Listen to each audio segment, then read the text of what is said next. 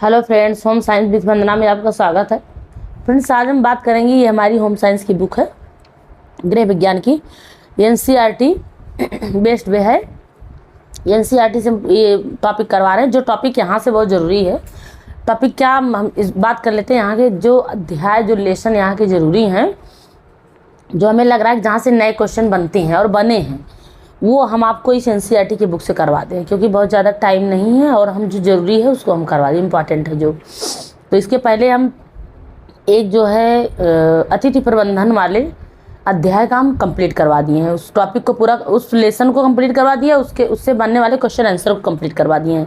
अब आज हम देखेंगे, ये देखिए हमारी होम साइंस की एनसीईआरटी की बुक है, क्लास 12th की बुक है।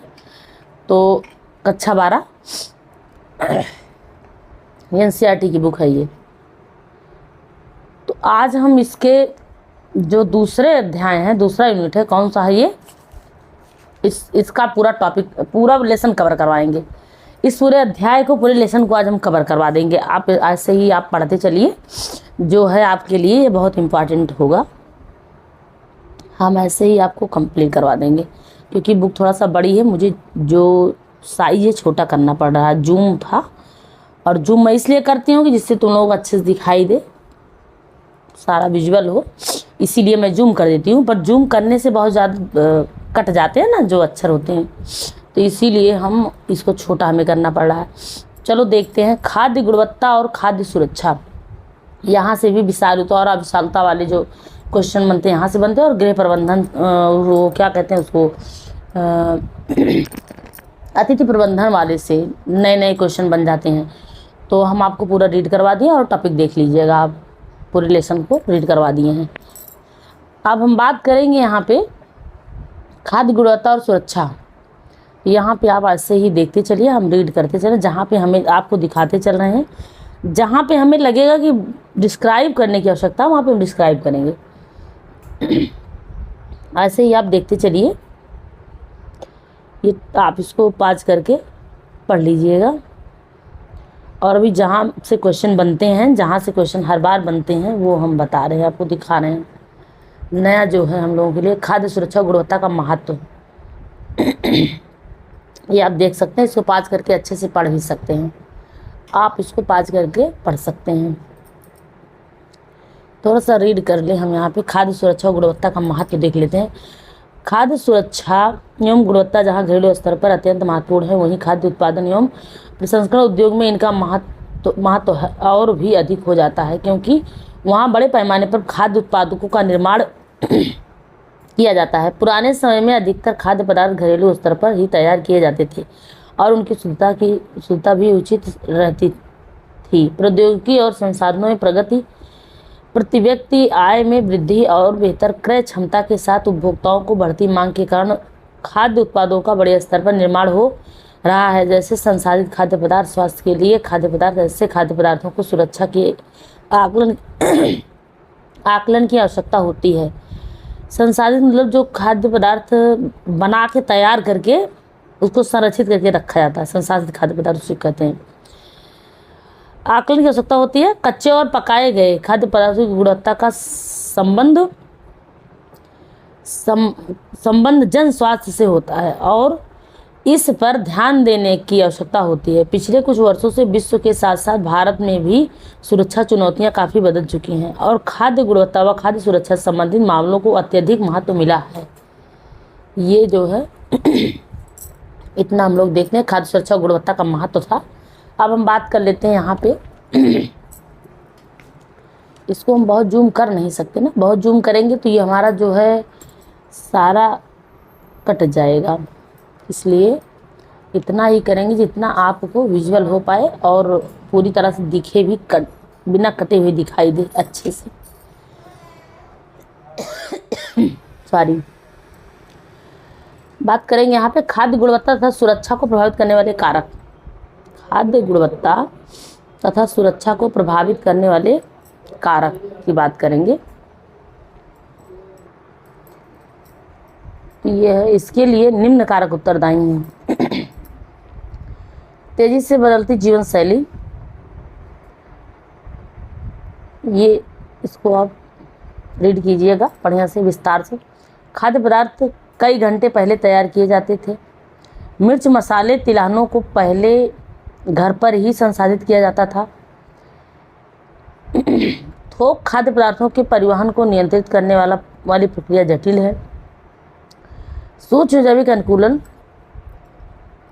ये सारे क्या हैं, प्रभावित करने वाले कारक हैं। ये सारे प्रभावित करने वाले कारक हैं।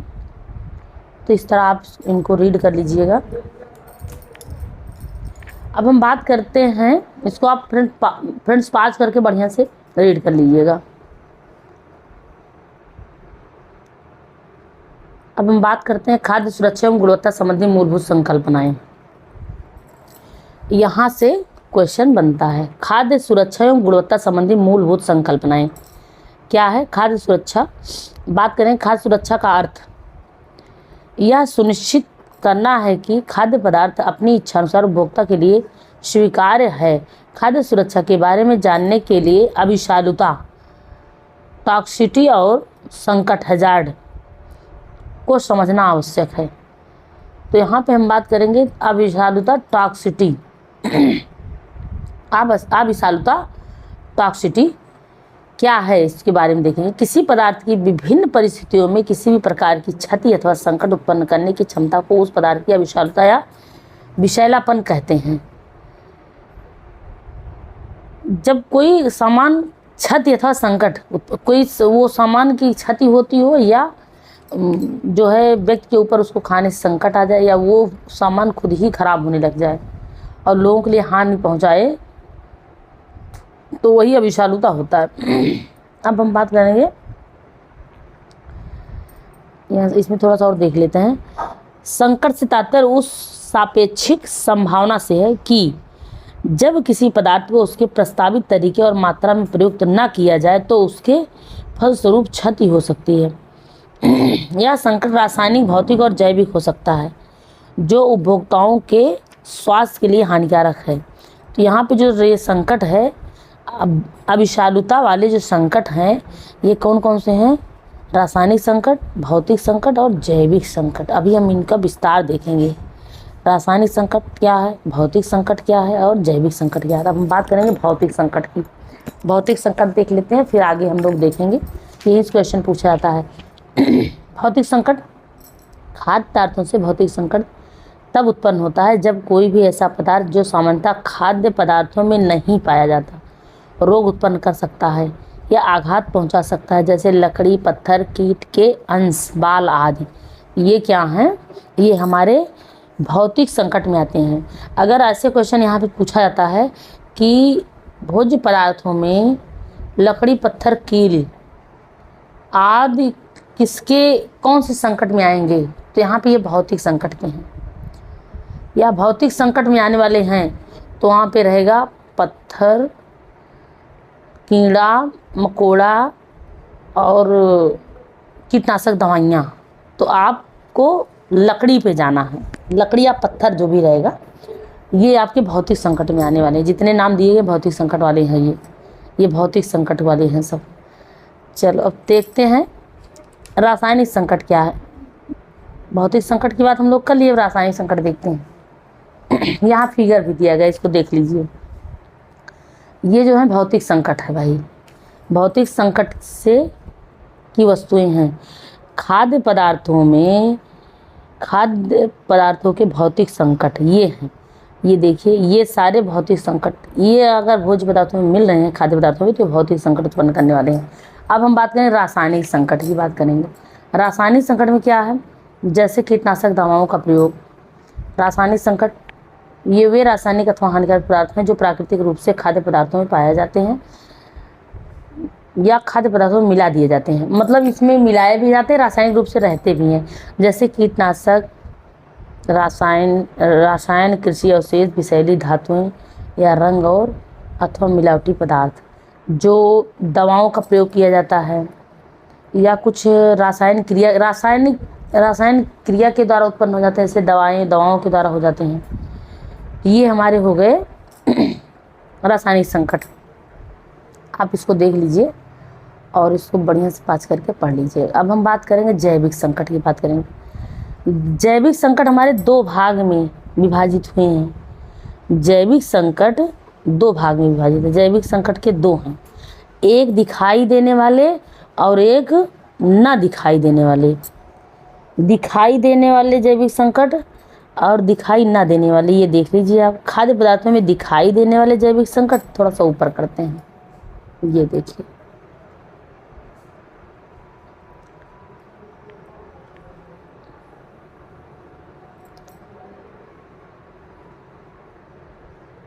ये देखिए यहाँ पे है खाद्य पदार्थों में दिखाई देने वाले जैविक संकट। ये जैविक संकट दो, इसके अंतर्गत दो आते हैं, एक दिखाई देने वाले और एक ना दिखाई देने वाले। खाद्य पदार्थों में ना दिखाई देने वाले सूक्ष्म जैविक संकट और खाद्य पदार्थों में दिखाई देने वाले जैविक संकट। यहाँ पे जैविक संकट बात की है, यहाँ सूक्ष्म जैविक की बात की गई है। अब आप इसको बहुत अच्छे से समझ सकते हैं, यहीं से क्वेश्चन बनता है। और जो है तो ये जो है दिखाई देने वाले में जैसे मच्छर मक्खी कीड़ा मकोड़ा पड़ गया तो हमें दिखाई देता, हम लोग देखते हैं तो हाँ भोजन में ये चीज़ पड़ा है और हमें नहीं खाना, ये हमारे खाद्य पदार्थ दूषित हो गए हैं, हम तुरंत ही पहचान लेते हैं देख कर ही। और कुछ ऐसे होते हैं जो नहीं दिखाई देते हैं, वो सूक्ष्म जैविक संकट कहलाता है। ये देखिए सूक्ष्म जैविक संकट, इसमें क्या होता है, जीवाणु बैक्टीरिया खमीर ईस्ट, देखो इसको जीवाणु को बैक्टीरिया कहते हैं, खमीर को ईस्ट भी कहते हैं, प्रोटोजोआ फफूंद विषाणु वायरस, ये ऐसे होते हैं जो हमें दिखाई नहीं देते, हमारे जो भोजन में हो जाते हैं और इन्हीं के द्वारा हमारी दाल हो गई, सब्जी हो गई, खट्टी हो जाती है, तो वो थोड़ा सा उसका झाग आ जाता है उसमें और कलर चेंज हो जाता है, जो उसका थिकनेस है गाढ़ापन और पतलापन का रूप ले लेता है, तो ये इन्हीं के कारण होता है। और कलर चेंज हो जाता है, थोड़ा सा पीलापन, वाइट या हम कहेंगे काला, ये सारा जो है कलर चेंज कर देते हैं ये सब आके। पर ये जो है कलर तो बहुत बाद में चेंज होता है, सबसे पहले उसका उसमें स्मेल आने लगती है, स्मेल आने लगती है, क्योंकि ये बहुत सूक्ष्म होते हैं, दिखाई नहीं देते। और ये मच्छर मक्खी कीट पतंगे सब दिखाई देते हैं। तो ये जैविक संकट के अंतर्गत दो आता है, दिखाई देने वाला, ना दिखाई देने वाला। तो ये आप जानते रहिएगा, तो फिर इसके आगे हम देखते हैं। और इसमें जो है यहाँ पे हम अगर बात कर लें थोड़ा सा, देखो ये हमारे अविषालुता में सब आ रहे हैं, किस में आ रहे हैं, बात किया जाए समझ में आए जिससे। अब अविषालुता, भौतिक संकट, पहला क्या है भौतिक संकट, दूसरा क्या था रासायनिक संकट, तीसरा जैविक संकट। जैविक संकट में दो आ रहे हैं जो अभी आप देखे हैं, उसके बाद ये दो आ रहे हैं जैविक संकट में। इसके बाद अब हम बात करेंगे खाद्य संक्रमण, खाद्य संक्रमण की बात करेंगे।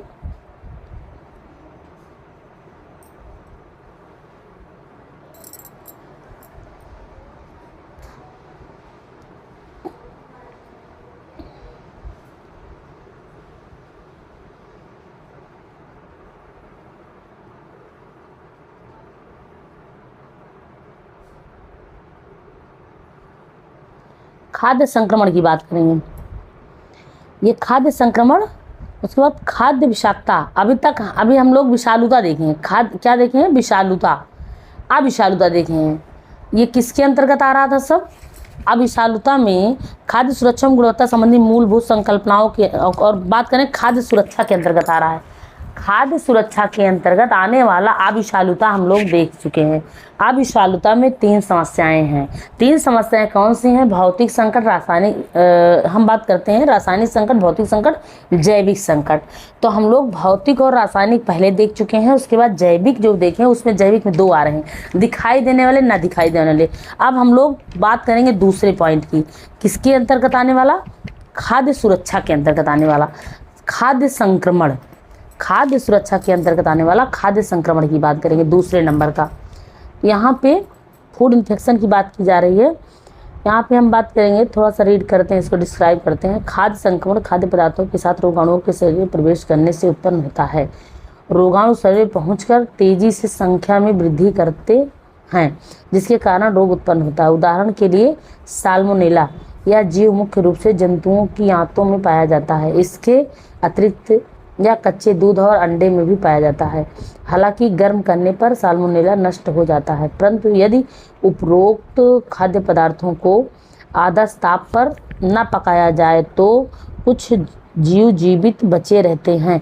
आमतौर पर साल्मोनेला पार संदूषण द्वारा फैलते हैं, जैसे कि यदि कोई खाना पकाने वाला व्यक्ति किसी स्लैब या तख्ती पर कच्चे मांस के टुकड़े को काटता है और फिर स्लैब या तख्ती को बिना साफ किए उस पर कोई ऐसा खाद्य पदार्थ काट दे जिससे खाने से पहले पकाने की जरूरत नहीं होती, जैसे सलाद इत्यादि, तो ऐसी स्थिति में उस खाद्य पदार्थ में साल्मोनेला जीव बहुत तेजी से अपनी संख्या में वृद्धि करते हैं और फिर लगभग हर 20 मिनट में उनकी संख्या दोगुनी हो जाती है। इसके कारण व्यक्ति खाद्य संक्रमण का शिकार होकर बीमार हो जाता है। तो यहाँ पे 2 क्वेश्चन यहाँ से उठते हैं। यहाँ से जो साल्मोनेला होते हैं, इनकी जो वृद्धि होती है 20 मिनट में उनकी संख्या क्या होती है, दोगुनी हो जाती है। ये पॉइंट देखिए, 20 मिनट में संख्या क्या होती है, दोगुनी। ये पूछा जाता है कि साल्मोनेला की जो बढ़ने की गति है वो 20 मिनट उनकी संख्या क्या होती है, दोगुनी होती है। और दूसरी बात क्या है कि जो कच्चे मांस और जो भी हैं ये हमारे कच्चे मांस, इनके वजह से कौन सा होता है, साल्मोनेला होता है। साल्मोनेला के जो जीवाणु होते हैं साल्मोनेला से फैलते हैं। ये हो गया दूसरा क्वेश्चन, कच्चे मांस से कौन सा, साल्मोनेला। ठीक, और ये साल्मोनेला आंतों में भी पाए जाते हैं। साल्मोनेला जंतुओं की आंतों में भी पाए जाते हैं और अतिरिक्त कच्चे दूध अंडे में भी पाए जाते हैं। तो कच्चे दूध अंडे बॉयल करें, इसीलिए कच्चा दूध अंडा को कच्चा नहीं खाना चाहिए, बॉयल बिना किए हुए नहीं खाना चाहिए। ये तो हमारे खाद्य संक्रमण था। खाद्य संक्रमण मतलब जो हमारे भोज्य पदार्थों में जो संक्रमण पाए जाते हैं वो कौन सा है, या सबसे सिर्फ एक नाम यहाँ है, साल्मोनेला टाइफी। इसका नाम है साल्मोनेला टाइफी।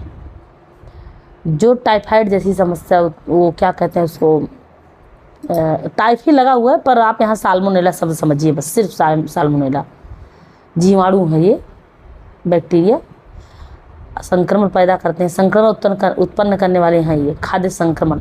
अब हम बात करेंगे तीसरे नंबर पे, खाद्य विषाक्तता अविषाक्तता। खाद्य विषाक्तता आविषिता, खाद्य विषाक्तता आविषिता, इसको आप आविषिता भी कह सकते हैं, आविषिता। उसके बाद खाद्य विषाक्तता, ये दोनों बात एक ही है, आप ये बोलो बात एक ही, आविषिता। अब यहाँ पे हम बात करेंगे इसको, ये क्या है, खाद्य विषाक्तता क्या है। यहाँ खाद्य संक्रमण था, यहाँ क्या था, खाद्य संक्रमण। तो इसमें साल्मोनेला आ रहा है, क्या आ रहा है, साल्मोनेला। ये चीज़ आप ध्यान दीजिए। और ये किससे हो रहा है, कच्चे मांस से हो रहा है, कच्चे मांस। अब हम बात करेंगे यहाँ पे खाद्य विषाक्तता की। खाद्य विषाक्तता में अगर हम बात करें, जीवों में आनुवांशिक विनिमय या उत्परिवर्तन नए प्रभेद पैदा कर सकते हैं जिनमें रोग पैदा करने की क्षमता होती है। खाने की आदतों में परिवर्तन, जलवायु, बड़े पैमाने पर उत्पादन, खाद्य प्रसंस्करण और खाद्य आपूर्ति के बढ़ते वैश्वीकरण के माध्यम से नए रोगाणु से संपर्क हो सकता है और इस प्रकार नई जनसंख्या तथा नए भौगोलिक क्षेत्रों में रोगाणु उत्पन्न होने की स्थिति पैदा हो जाती है।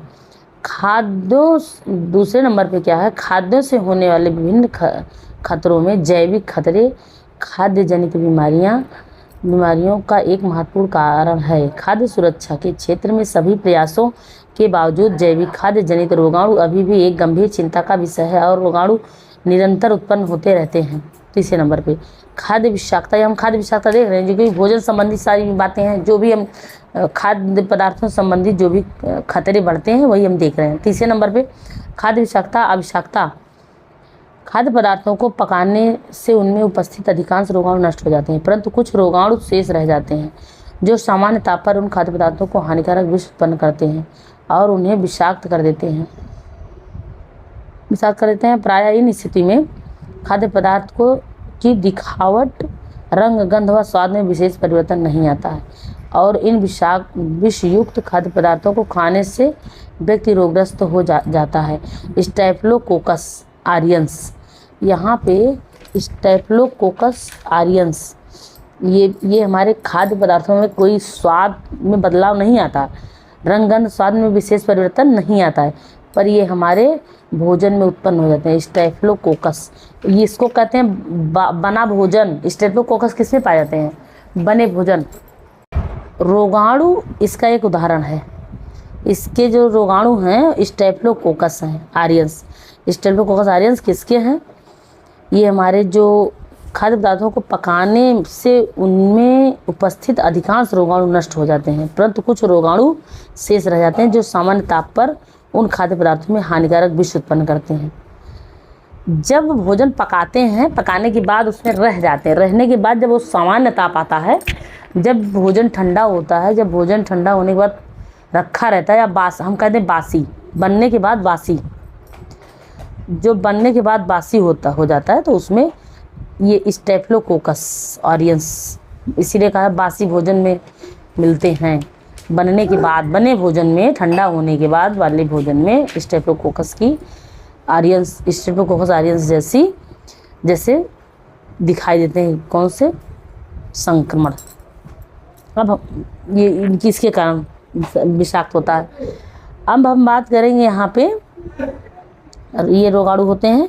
अब हम बात करेंगे चौथे नंबर पे, नोरोवायरस, रोटावायरस, हेपेटाइटिस ई नए रोगाणुओं के कुछ उदाहरण हैं जिनसे भारत व अन्य देशों में नए संक्रमित रोग हो जाते हैं।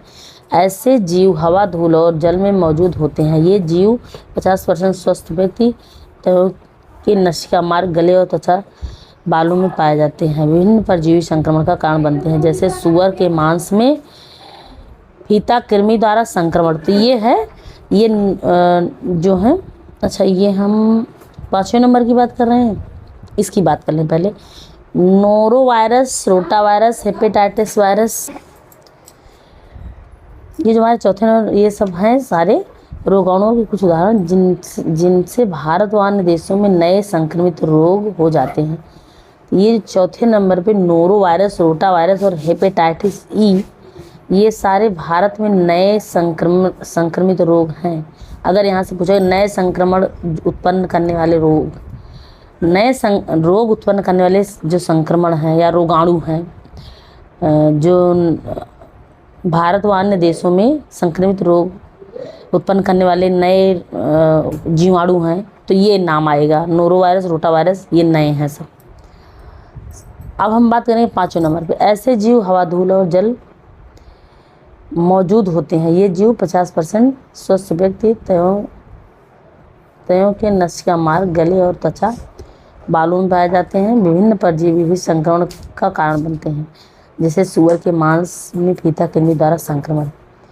ये जो है ऐसे जीव हवा, धूल और जल में मौजूद होते हैं। ये जो सुअर के मांस में फीता कृमि द्वारा संक्रमण पाए जाते हैं, ये सब हवा, जल, धूल के माध्यम से, जीव, हवा, धूल और जल, कोई जीव के माध्यम से, हवा के माध्यम से, धूल के माध्यम से, जल के माध्यम से ये मौजूद होते हैं। ये इनका जो फैलाव होता है फीता कृमि द्वारा, ये फीता कृमि द्वारा संक्रमण जो होते हैं, ये कारण होता है।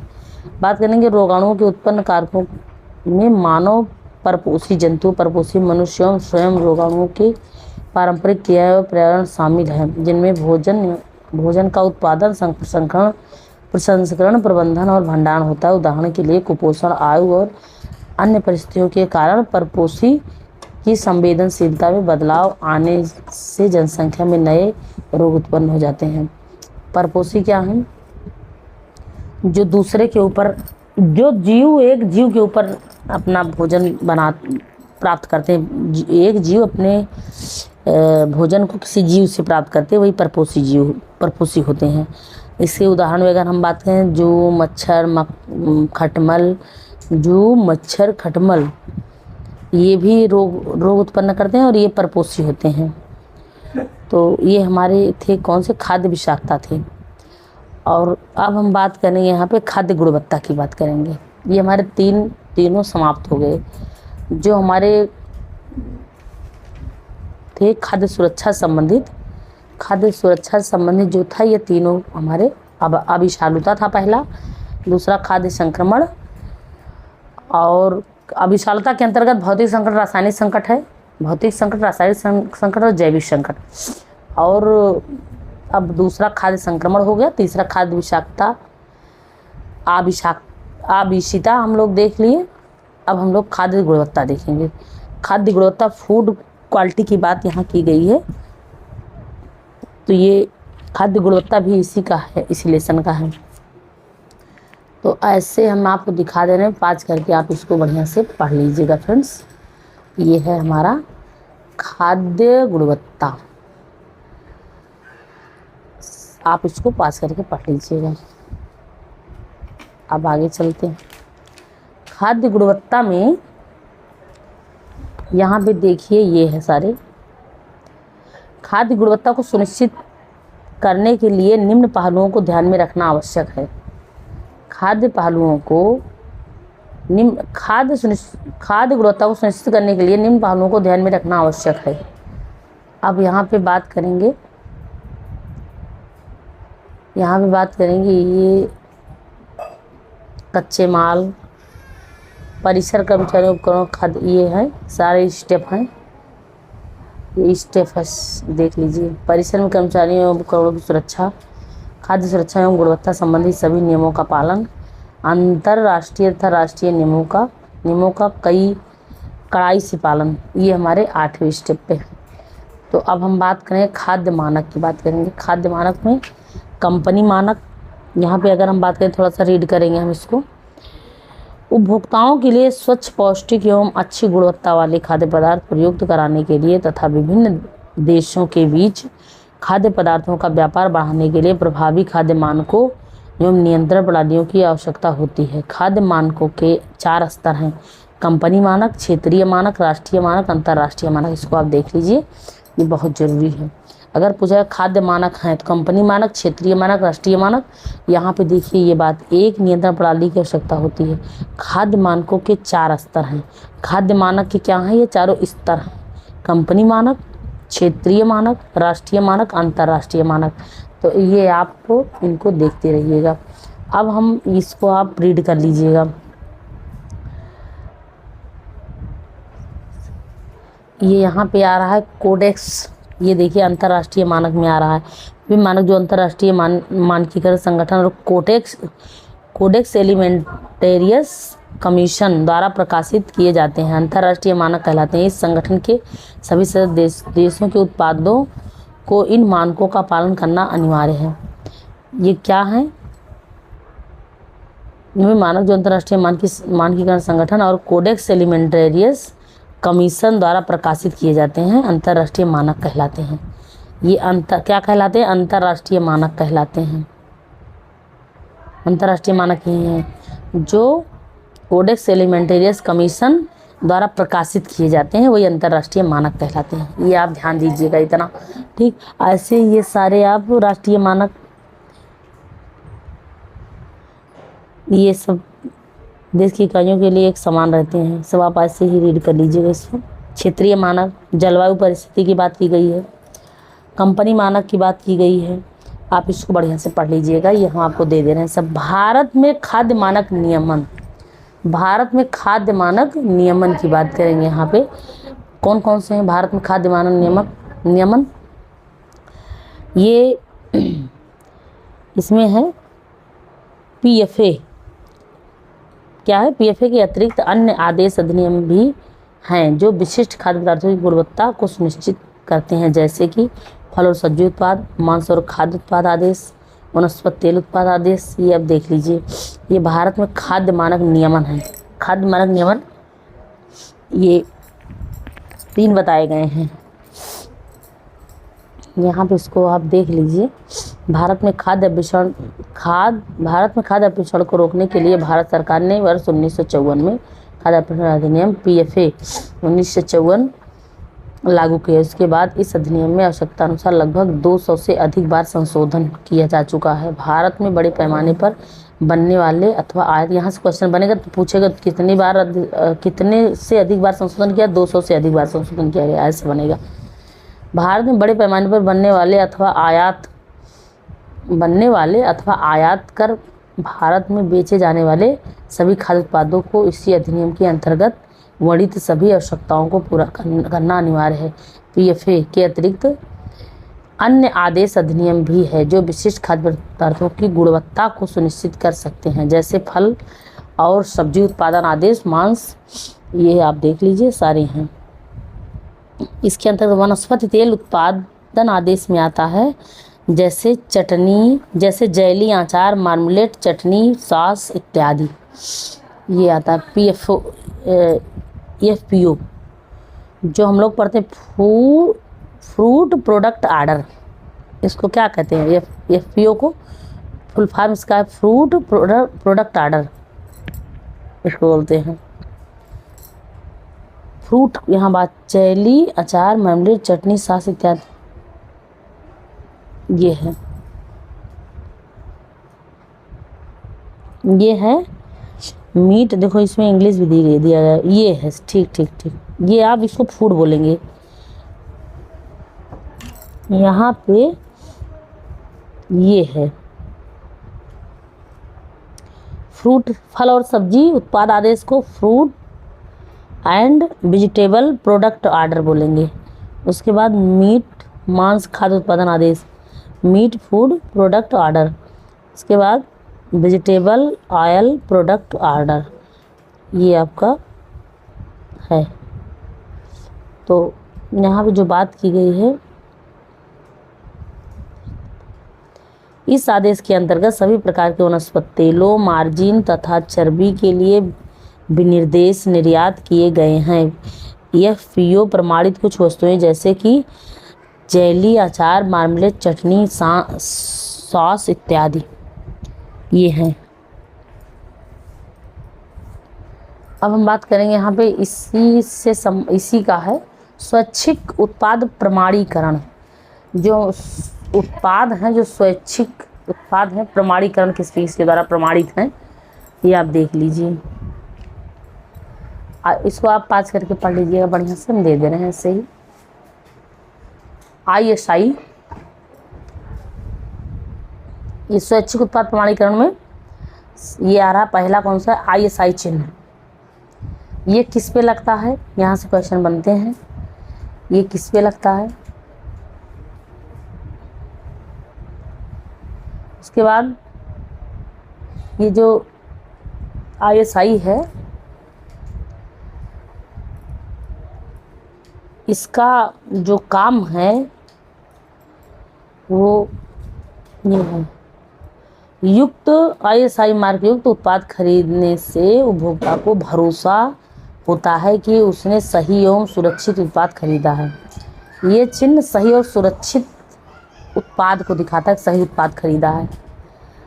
भारतीय मानक ब्यूरो द्वारा लाइसेंस धारक उत्पादों को समय समय पर आकस्मिक जांच भी की जाती है।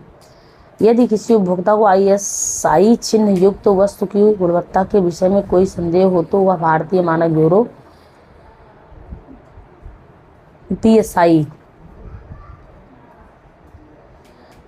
यहाँ पे यदि ये है। उसके बाद स्टैंडर्ड्स की बात की गई है।